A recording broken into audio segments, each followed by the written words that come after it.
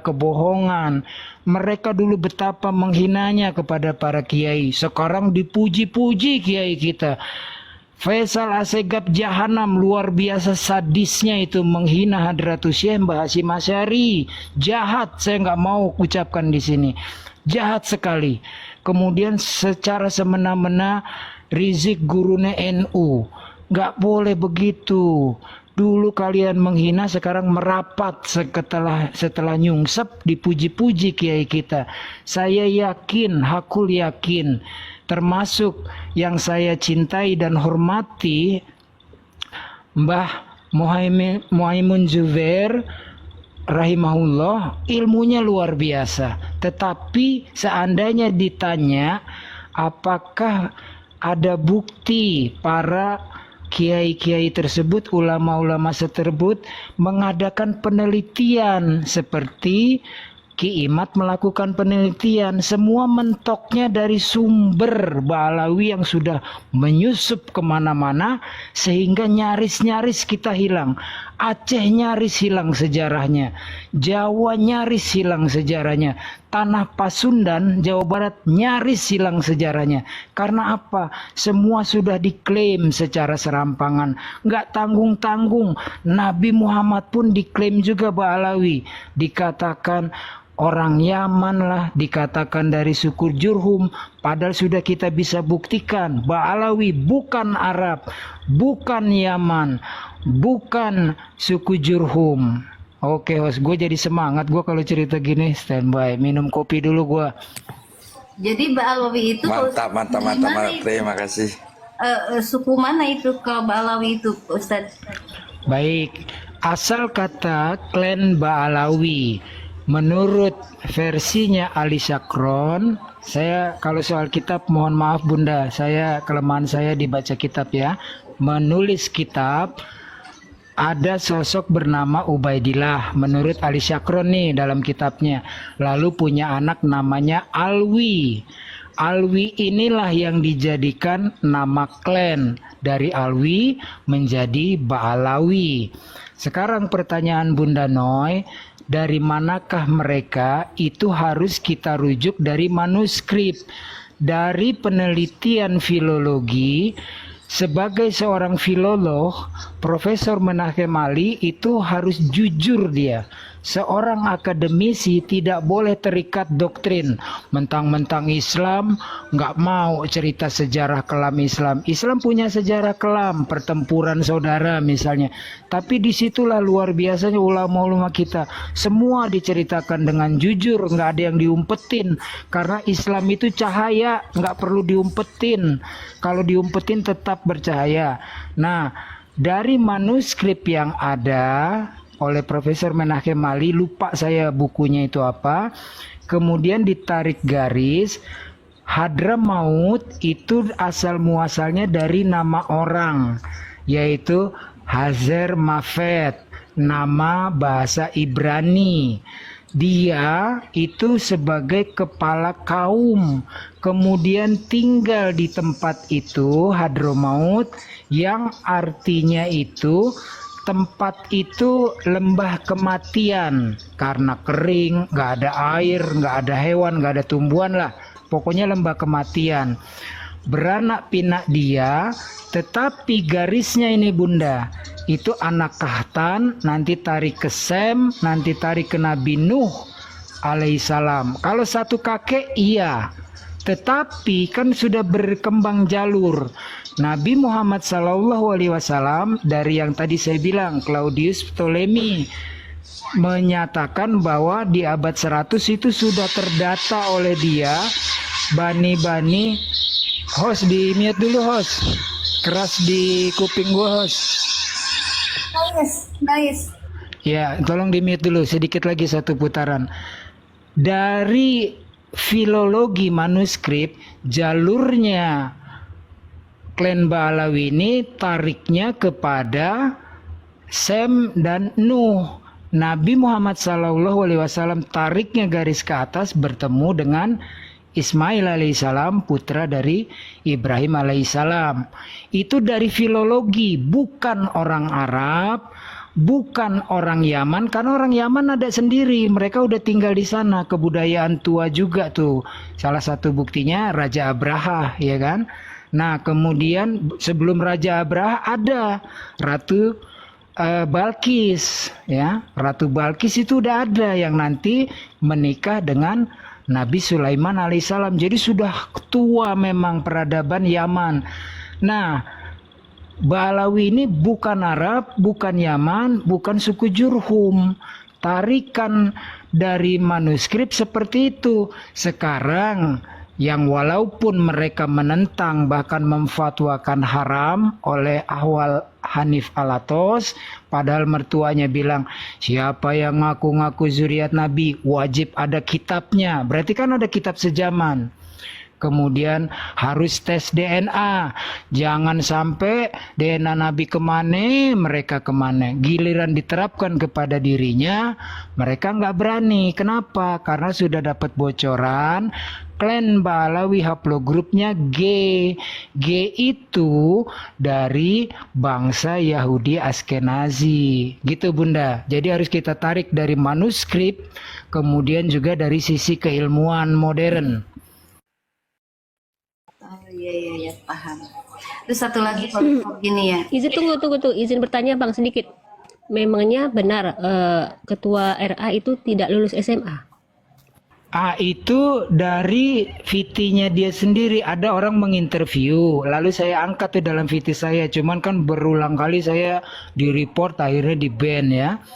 Jadi ada orang bertanya, kemudian statementnya siapa Rokim Taufik Assegaf, dia bilang saya tidak pernah mondok. Kemudian saya SMA juga 6 bulan. Nah itu kan membangkitkan semangat saya. Waduh, berarti sama ini sama saya, nggak pernah mondok. Lalu satu klik bahkan saya di atas, saya lulusan SMA terbaik se-Indonesia. Berangkat lagi saya. Tadinya kan saya minder ketika dibilang mondok di mana lo Acong? Nggak pernah mondok. Berarti dengan kata lain secara ijazah dia tidak punya ijazah SMA. Ya kan fasilitas ya, mungkin dari orang tua, kemudian organisasi, apalagi sebagai ketua RA. Ya sekarang begini, Kak, siapa nih namanya? Kak Nona Manis. Pernah dengar kan, kalaupun kalian mengikuti Al-Quran tetapi tidak mengikuti habaib, kalian itu sesat. Pantes nggak bicara gitu? Dalilnya mana? Kan kita selalu begitu. Ya, kecuali kalau kalian mengikut Al-Quran tapi nggak percaya bahwa Nabi Muhammad SAW itu benar-benar menerima wahyu dari Allah melalui perantaraan Jibril. Kamu percayanya itu karangan Muhammad SAW. Nah itu baru benar. Tapi ketika dibilang tidak mengikut kepada Habib adalah sesat, ini ilmu dari mana? Pantes nggak saya tanya nih, semua anak-anak pesantren atau lulusan pesantren berani nggak mengatakan seperti yang dikatakan oleh ketua RA? Kan nggak berani. Nah inilah kegabrulan ini yang kita tentang. Kita tidak membenci orangnya, tetapi ajaran-ajarannya yang tidak sesuai dengan Al-Quran dan As-Sunnah ya harus kita tentang. Oke Bunda, tadi mau tanya apa Bunda Noi? Ini kan ada yang bilang katanya kalau kita nggak percaya habaib itu kafir. Nah di sini juga saya ini ya Ustaz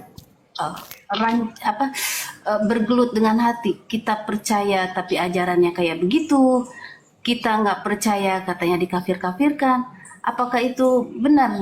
Kalau kita tidak percaya habaib itu seperti apa yang diomongin kafir itu Pak Ustaz? Ya pertama begini ya Bunda Noi, saya juga kan seorang murid, nanti biar tuan-tuan guru memperjelas. Islam itu agama dalil. Dalilnya kita punya banyak. Kemudian ada rukun dan hal-hal yang lain lah. Pokoknya dalil nasnya itu harus jelas. Kalau ada orang mengatakan kalau kamu tidak sholat malam sholat sunnah, maka seluruh sholatmu semasa hidup dihanguskan. Kan kita bertanya, siapa yang bilang begitu? Dalilnya mana? Rukun Islam dan rukun iman kan juga sudah sebenarnya itu sangat simpel. Nah, Bunda harus bertanya. Makanya tadi saya contohkan, kalau kita meragukan Allah Maha Suci Maha Tinggi, meragukan Muhammad Sallallahu Alaihi Wasallam sebagai khataman nabiyyin, pembawa risalah Islam, kita meragukan Al-Quran, baru itu kafir. Karena itu titik pokok sentral keimanan. Nah, digambarkan dari rukun Islam dan rukun iman. Jadi kalau ada sebuah statement, Bunda juga nggak perlu khawatir. Kan dari kecil kita udah belajar. Di alam kubur nanti diajarin tuh sama Kabib, ya kan. Nanti kalau ditanya pokoknya jawab aja. Habib Fulan bin Fulan. Begitu ditanya man robuka, man nabiyuka, ya kan. Nah jawab aja pokoknya Habib Fulan bin Fulan. Itu saya Ini nggak dari percaya Pak mana? Ustadz. Cuman Nah. yang ngomong seperti itu kan UAS juga. Jadi kalau nggak Iya. percaya dengan juriah Nabi seperti habaib, kafir lah, gitu. Nah, ini yang sebenarnya ya dengan penuh segala cinta ya. Saya cinta sama Ustadz Abdul Somad, Ustadz Adi Hidayat. Ya, tetapi kan kita juga boleh. Ini mereka sering membaur-baurkan mana yang Ahlul Bait. Islam itu kaya raya dengan definisi. Ahlul Bait itu siapa? Pakai dalil loh. Jadi jangan bilang kami ini Ahlul Bait. Lu siapa sebenarnya definisi Ahlul Bait? Yaitu keluarga Nabi. Ya, termasuk di dalamnya istri-istri, putri beliau yang mulia Fatimah Az-Zahra, suaminya Ali bin Abi Thalib dan dua cucu mulia Sayyidina Husain dan Sayyidina Hasan, itu Ahlul Bait. Lalu garis ke bawah disebut sebagai zuriat yang diperkuat dengan kesaksian-kesaksian, manuskrip, catatan para ulama. Ketika saya mengaku saya Bunda Noi adalah cucunya Presiden Soekarno, presiden pertama. Urusan saya sama Ibu Mega sekeluarga. Mana buktinya kamu cucu Soekarno? Kan begitu. Tetapi ketika saya mengaku sebagai zuriat Nabi, seluruh umat Islam boleh bahkan wajib meminta bukti kepada saya. Jadi ketika Bunda ragu tadi kalau nggak percaya Habib disebut kafir, kita tanya balik, buktikan dulu Mbak Alawi dari mana dia itu zuriat. Sama kayak tadi Kak Nona Manis berkata, mana buktinya Mbak Alawi itu zuriat Nabi? Betul itu. Ya gitu Bunda. Silakan Tuan-tuan guru. Saya lagi ngopi. Saya sebenarnya senang banyak mendengar supaya saya juga dapat menimba ilmu. Thank you host, standby. Assalamualaikum warahmatullahi wabarakatuh. Waalaikumsalam warahmatullahi. Antara lain yang sudah disampaikan oleh Ustadz Acong, betul. Itulah kenapa Gus Wafi dalam hal ini melakukan pembelaan, karena memang mungkin merasa kasihan Bani Ba'alwi tidak sedikit pun bisa memberikan data dan bukti terkait ketersambungan nasab mereka. Jadi itu mungkin antara lain. Tapi yang saya lihat justru lebih dari itu, bahwa sampai hari ini masih ada beberapa kiai dan ustadz-ustadz kita yang membela mereka itu, kebanyakan mereka memang ada hubungan secara psikologi, secara personal, mungkin terkait dengan pondoknya atau terkait utang budi atau sejenisnya lah ya. Bukan karena dasar keilmuan, murni bukan karena dasar keilmuan. Jadi mereka membela Bani Ba'alwi itu bukan dasar keilmuan, tapi dasar kena nggak enak hati. Karena memang dari semua disiplin ilmu yang mendukung ilmu nasab, tidak satu pun yang menyatakan bahwa nasab Bani Ba'alwi itu tersambung kepada Kanjeng Nabi Muhammad SAW. Yang gitu, tidak satu pun. Maka senantiasa saya setiap komal itu menanyakan, jika ada yang masih baik itu di kalangan Bani Ba'alwinya maupun di mukibinnya, saya senantiasa menanyakan, coba sebutkan disiplin ilmu apa yang bisa mengantarkan saya percaya bahwa Bani Ba'alwi itu tersambung kepada Kanjeng Nabi. Karena disiplin ilmu nasab itu kan didukung sama ilmu sejarah, filologi, dan genetika. Antara lain itu, kita nggak perlu bicara masalah kitab sejaman ataupun apa namanya surah wal istifadoh atau tes DNA-nya yang memang haplogrup mereka G, yang itu adalah haplogrup dari Yahudi Askenazi. Dari 3 disiplin ilmu aja, ilmu sejarah, filologi, dan genetika, mereka semua terbantahkan, semua menyatakan bahwa memang mereka tidak tersambung, 100% tidak tersambung. Jadi kesimpulannya memang tidak ada satu pun disiplin ilmu yang menyatakan bahwa nasab Bani Ba'alwi itu tersambung kepada Kanjeng Nabi. Kita nggak perlu bicara apakah ada Nakoba Ansab internasional yang mengisbat nasab mereka. Tambah lagi kalau kita bicara itu, kan gitu. Nah jadi itu. Nah kemudian untuk yang apa namanya menanggapi Bunda Noi tadi itu, jika tidak percaya kepada Khabib dianggap kafir, itulah doktrin Bunda, doktrin yang sudah disebarkan hampir lebih dari 1 abad di bumi Nusantara ini. Kita sudah dicekoki dengan doktrin-doktrin sesat mereka. Maka kita harus kembali kepada sejarah asal mula mereka menggunakan nama, panggilan atau sebutan Habib. Ini kan berawal dari permintaan mereka kepada pemerintah Hindia Belanda yang meminta untuk menggunakan nama Syarif dan Sayyid. Gunung Batin Udik dinaik. Iya biasa tuh kayak. Itu kan berawal dari permintaan mereka kepada pemerintah Hindia Belanda untuk menggunakan nama Syarif dan Sayyid yang tidak dilegitimasi oleh pemerintah Hindia Belanda. Maka sejak saat itulah mereka menggunakan nama Habib. Kan begitu. Nah kalau kita kembali kepada sejarah, ternyata memang sudah terbukti dari dulu memang mereka secara sistematis ingin diaku sebagai cucu Nabi dengan menggunakan nama Syarif dan Sayyid. Nah sekelas penjajah saja tidak berani melegitimasi mereka menggunakan nama Syarif dan Sayyid. Penjajah saja tidak mau mencederai nama nasab mulia Kanjeng Nabi. Maka sejak saat itulah mereka menggunakan nama Habib. Nah ternyata begitu mereka menggunakan nama Habib pun mereka mendoktrin umat Islam, dalam hal ini mayoritas Nahdlatul Ulama, dengan klaim mereka sebagai suriah Nabi. Sehingga muncullah narasi jika tidak percaya kepada Habib dianggap kafir. Itu narasi yang mereka sampaikan. Nah dari sini kan kita bisa melihat apa sih sebetulnya tujuan mereka. Maka saya senantiasa tegas, tujuan Bani Ba'alwi ini memang murni untuk merusak ajaran Kanjeng Nabi. Mereka bukan cuma menyelisihi Tuan Syekh Abdul Qadir Al-Jilani, tapi murni mau menyelisihi ajaran yang dibawa oleh Kanjeng Nabi. Terbukti dengan Fakih Muqaddam mereka agung-agungkan yang katanya pernah mi'raj 70 kali dalam 1 malam.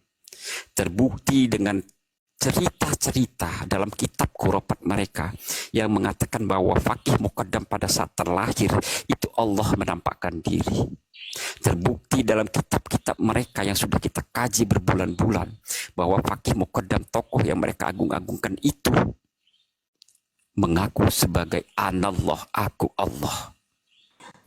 Tapi begini, Fakih Muqaddam itu ada memang adanya dia gitu, ada orangnya atau fiktif atau gimana? Soalnya kan yang jadi permasalahannya di sini loh Pak. Ya, nah itu yang mau saya sampaikan. Dan ternyata kan Fakih Muqaddam itu cuma tokoh fiktif yang sengaja mereka ada-ada. Maka kita kembali lagi kepada sejarah. Salah satu tokoh-tokoh kita yang sekarang sedang sudah dicetak ya bukunya ya, apa namanya, ternyata situ terungkap bahwa yang namanya Ubed itu bukanlah anaknya Ahmad bin Isa, tapi anaknya Maimun Al-Qadah dari Bani Fatimiyun, yang dalam sejarah Islam jelas bahwa Tuan Syekh Abdul Qadir Al-Jilani pernah memerintahkan Salahuddin Al-Ayyubi untuk memerangi Bani Fatimiyun. Nah, disinilah mulai cikal bakal dendam kesumat mereka dengan Tuan Syekh Abdul Qadir Al-Jilani. Nah, maka kalau kita merunut sejarah, yang paham sejarah ini sebetulnya Ustadz Acong, yang kalau kita kembali kepada sejarah dan membuka sejarah mereka, membuka kitab-kitab khurafat mereka, murni ajaran Bani Ba'alawi itu berdasarkan kitab-kitab yang mereka selama ini, dan itu dijual belikan bebas itu kitab-kitab mereka, berdasarkan kitab-kitab khurafat mereka, murni ajaran mereka adalah ingin menyelisihi ajaran Kanjeng Nabi Muhammad Sallallahu Alaihi Wasallam, simbol-simbol keagamaan dengan mengklaim sebagai cucu Nabi, dengan menggunakan jubah, dengan menggunakan imamah, dan minta untuk dimuliakan. Nah, maka dalam konteks kebangsaan sebetulnya ini sudah jelas. Karena memang Bani Ba'alwi ini bukanlah klan yang punya bangsa. Karena mereka di Yaman juga merupakan bangsa yang minta suaka kepada negeri Yaman. Mereka ini nggak punya bangsa. Maka tujuan mereka di Nusantara ini hanyalah untuk merebut bangsa Indonesia menjadi milik mereka. Sebagaimana Yahudi-Yahudi yang hari ini sudah merebut Palestina. Sejarahnya sama. Dimulai dari memalsukan makam. Palestina begitu 70 tahun yang lalu. Dimulai dari gerakan memalsukan makam, memalsukan pahlawan-pahlawan. Maka hari ini Israel berani mengklaim itu sebagai daerah mereka. Kenapa? Dibuktikan dengan makam-makam leluhur mereka. Padahal makam itu palsu. Nah, kejadian ini, fenomena ini sama dengan yang terjadi di Nusantara. Sebagaimana tim Alap-Alap Mataram sudah membuktikan, hasil dari tim Alap-Alap Mataram menyatakan ribuan. Bukan cuma 1.000, 2.000 ya. Ribuan makam yang sudah dipalsukan. Kita bisa lihat video-video dari perjuangan Wali Songo Indonesia, Laskar Sabilillah, yang sudah membongkar ribuan makam-makam yang mereka palsukan itu. Mereka juga sudah memalsukan nama-nama pahlawan yang sudah diba'alawikan. Logo-logo bendera kita juga sudah mereka klaim. Termasuk sejarah pendirian NU pun sudah mereka klaim. Dimasukkan Hasyim bin Yahya. Di dalam bukunya, yang mereka mengambil, ya mengutip dari makalah-makalahnya Lutfi bin Yahya. Nah, ini berarti kan fenomena ini ternyata memang sudah terstruktur, sistematis dan masif. Maka beruntunglah adanya Kiai Imaduddin Al-Bantani, lahir di abad sekarang di tahun-tahun ini. Bayangkan seandainya Kiai Imaduddin Al-Bantani ini munculnya 50 tahun yang akan datang. Pasti kita sebagai pribumi sudah tidak mampu lagi mengklaim sebagai anak bangsa. Kenapa? Karena Bani Ba'alawi sudah mengklaim bahwa bangsa Indonesia ini adalah milik mereka. Terbukti dengan apa? Sudah ada video-video mereka yang menyatakan bahwa Indonesia adalah milik Aulia Tarim. Buktinya apa lagi? Banyak. Nah, itu jadi Bunda Nov terkait dengan kafir jika tidak mempercayai Habib-Habib itu memang doktrin yang mereka buat sejak awal mereka ke sini. Maka kembali kepada sejarah siapa sebetulnya Utsman bin Yahya. Pertama kali waktu dibawa penjajah Belanda, tujuannya adalah disuruh untuk diminta penjajah Belanda untuk memerangi kiai-kiai pribumi, santri-santri pribumi saat itu, saat perang di Ponorogo. Diminta datang untuk mengaku sebagai cucu Nabi. Maka saat itulah kiai-kiai kita, santri-santri kita, ya namanya udah datang cucu Nabi. Ya takzimlah, hormatlah, kan begitu. Sebetulnya mereka hanya alat penjajah Belanda saat itu untuk mengalahkan pribumi Nusantara. Nah, maka terkait tadi sambungannya dengan Abah Ziman, kenapa masih ada kiai-kiai yang membela, ada gus-gus yang membela, antara lain karena kasihan, kedua karena memang mungkin di darah mereka ada darah-darah pengkhianat. Maka wajar mereka membela Bani Ba'alwi. Jika di darah mereka lahir mengalir darah-darah pejuang, darah-darah pribumi yang merdeka, mustahil mereka membela Bani Ba'alwi. Demikian standby. Makasih banyak host. Monggo kiai-kiaiku semua. Wallahu a'lam bishawab. Oke. Ya, saya udah ngerti. Assalamualaikum warahmatullahi wabarakatuh semuanya. Waalaikumsalam. Saya mau menambahkan sedikit untuk dari Satria. Ya, ini Mbak ya, ini semuanya yang dari sini tuh tanpa undang Mbak. yang membela ini, Mbak, dari hati nurani sendiri, Mbak. Nggak ada mengajak, nggak ada kasih uang. Ini untuk cucu-cucu kita ke depannya 50 tahun ke atas atau tak 100 ke depannya. Itu, Mbak. Ini demi cucu-cucu kita bangsa Indonesia Nusantara, Mbak. Oke, lanjut, Mbak. Saya kasih mute. Saya cuma mengatakan itu saja, menambahkan, Mbak. Yang saya pikirkan adalah kenapa baru terbongkarnya sekarang. Padahal kalau kita pikir waktu tahun 2018 kalau nggak salah ya, itu kan 212 itu lagi rame. Kenapa nggak saat itu saja? Memang sejak itu memang nggak pernah ini, Mbak. 100 tahun lebih itu memang nggak ini, Mbak.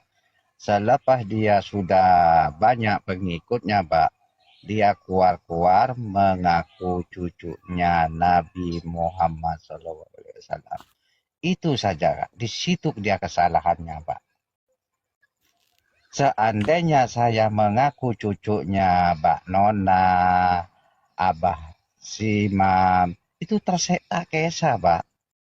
Terserah ambil, gak apa-apa, Pak. Karena ini mengaku cucunya Nabi, kita harus dengan bukti kuat. Tes DNA, ya segala macam, Pak. Gitu. Sedangkan Maksud di saya, Indonesia, Pak, ya, di Indonesia banyak yang asli, Pak. maksud saya begini Pak, karena waktu pas Oke, tahun, lanjut. Yang lain. maksud saya gini, waktu Ya, tahun Pak. 2018 itu kan, mohon maaf ya, apa namanya ya, arogannya itu luar biasa, sombongnya itu luar biasa, merasa diri paling. Ini loh aku Habib, kalau kalau kamu tidak menghormati aku, kamu bukan kamu bukan umatnya Nabi Muhammad. Kita didoktrin seperti itu, kita apa namanya ya, diancam neraka lah, apalah begitu. Itu kan kesombongannya luar biasa itu. Ya, Itu yang saya sampai habis pikir. Mbak Nona, saya nyambung dikit ya, saya jawab dikit. Jadi gini, Boleh. ya mungkin Mbak Nona belum, baru kali ini kita satu komal ya. Saya mantan muhibin dari tahun 99 sampai 2023. Gini, kajian ilmiah Kiai Imad itu serupa tesis. Maka yang namanya tesis butuh penelitian. Penelitian dilakukan Kiai Imad itu berjalan lebih dari 3 tahun. Hasilnya barulah dimunculkan. Jadi memang butuh proses panjang. Nah, kenapa tidak dari tahun 2018 sih? Ya sebetulnya dari dulu, dari zaman dulu juga memang sudah ada. Tapi tidak ada yang melakukan penelitian khusus sedetil, setingkat kajian ilmiahnya Kiai Imaduddin Al-Bantani. Nah, maka begitu muncul kajian ilmiahnya Kiai Imaduddin, tidak satu pun dari Bani Ba'alwi yang mampu membuat antitesisnya. Untuk menjawab 12 pertanyaan saja dari Kiai Imad, mereka udah nggak mampu. Kenapa? Kiai Imaduddin sebelum meluncurkan tesis ini, sebelum mempublikasi kajian ilmiahnya ini, dia melakukan penelitian keliling, Mbak. Bukan hanya meneliti kitab-kitab dan manuskrip-manuskrip, beliau juga keliling kemana-mana untuk melakukan penelitian secara ilmiah dan akurat serta tidak tendensius. Maka lahirlah tesisnya Kiai Imad ini setelah memakan waktu yang begitu lama kan gitu.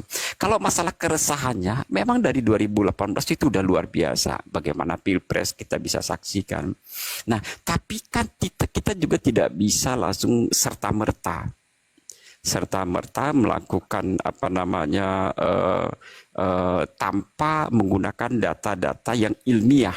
Itu yang saya sebutkan tadi, baik itu ilmu sejarah, filologi, genealogi, genetikanya, belum lagi bicara antropologinya, belum lagi masalah uji coba DNA-nya, apa haplogrupnya, kan begitu. Banyak faktor dalam yang disiplin ilmu yang mendukung terkait dengan ilmu nasab ini, Mbak.